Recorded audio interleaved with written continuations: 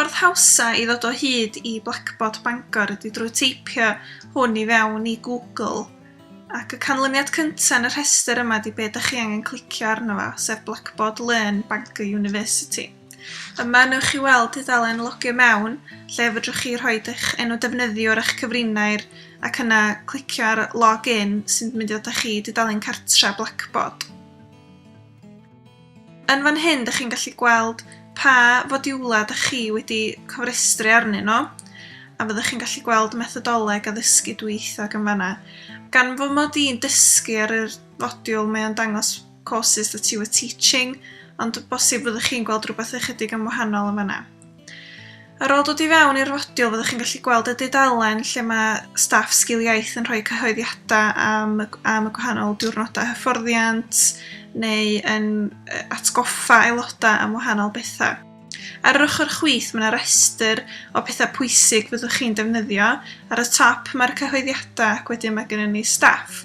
Yn fan hyn fyddwch chi'n gallu gweld pwy ydy'r staff. Mae yna lun o bob aelod o'r staff hefyd, ac hefyd manylion cyswllt, felly mae cyfeiriad e-bost, rhif ffôn, ac yr oriau da ni'n treulio yn y swyddfa.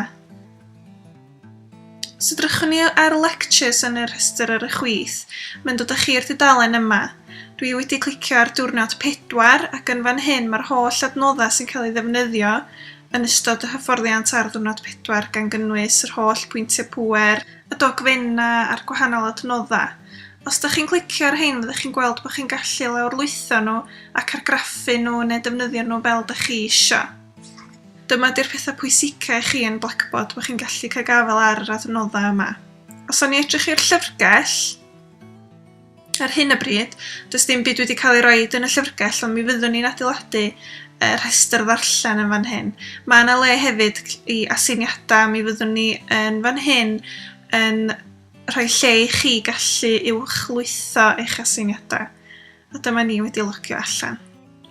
Da ni'n diweddaru ac yn newid pethau ar Blackboard yn aml.